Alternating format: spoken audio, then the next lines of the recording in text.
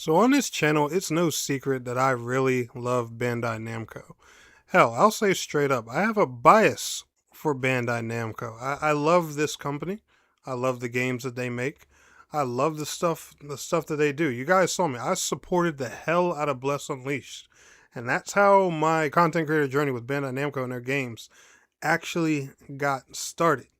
But there's one thing they've been doing just, a little bit. All right, because I can't, fully knock them, but it's a small mistake I think that they've been making with just, a couple of their releases. And this is only the second game in that release, quote unquote, pattern that I'm going to say, where they've done this. And I just think it's a bit of an error on their behalf. However, it's not to say that this can't change in the future or, they don't have something planned in the future or stuff like that. But let's go ahead and talk about it. Gamers and game mess, what is going on? My name is Tanek027 and welcome back to another video. And guys, in today's video, we're going to be talking about Sword Art Online Echoes of Aincrad. However, if you want to stay updated on all things Sword Art Online games, make sure you are liking today's video, subscribing to the channel if you are new. Let's go ahead and get on to today's topic. So, disclaimer, you guys are seeing some gameplay from the Echoes of Aincrad demo right here on PlayStation 5. This demo is out on pretty much all platforms besides Nintendo Switch and Nintendo Switch 2. Key thing, that's probably going to be one of the main things that we're talking about here in this video. Now, the last Sword Art Online game I covered by Bandai, you guys know my opinion straight up, and you know how I feel about things at the end of the day. I am a firm believer that if Bandai Namco actually goes ahead and just makes a Sword Art Online MMO, that'll be their grand ultimate attack in the game industry. Alright, and an MMO on that caliber, me personally, I think Bandai Namco, of all people, could do it. But that's a topic for another day. I've said that with so many Sword Art Online games they've made.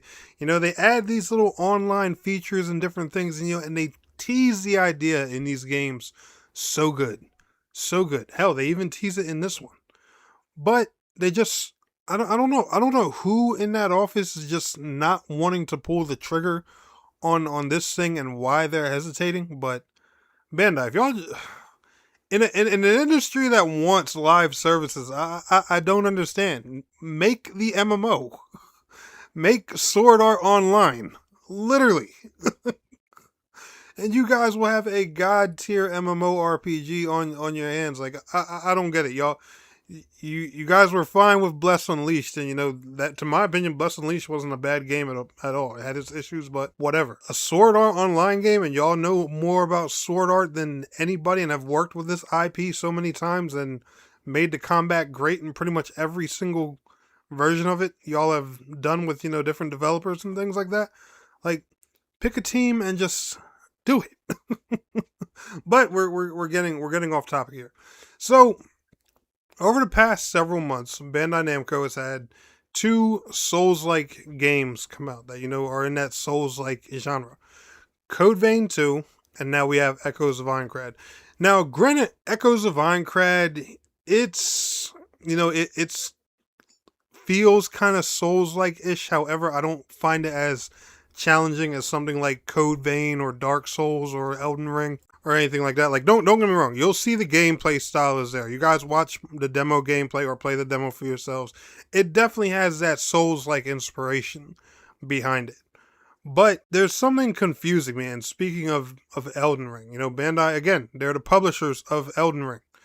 Elden Ring is making its way to Switch 2. We've got all kinds of Souls-likes coming to Switch 2. We've seen that Lies of P is going to be making its way to Switch 2. We see that Lords of the Fallen 2 is coming to Switch 2, but with Bandai and their own Souls likes, ones that are not, from software, they don't bring them to this platform for some reason when they'd actually be better fits for the Switch 2 than some of the Souls likes actually coming for the platform.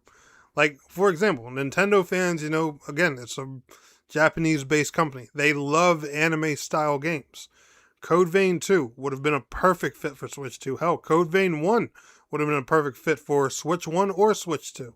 Now, granted, getting Code Vein 1 to run on the original Switch probably would have been a bit of a challenge. I'm not going to lie. The original Switch's hardware is dated. We know that. I'm just shocked that, They didn't do that with Code Vein 2. I'm shocked that there was never a Switch 2 version announced. I'm still shocked that, Code Vein has not touched a Nintendo console. It just feels crazy to me. But now Echoes of Aincrad is following the same suit.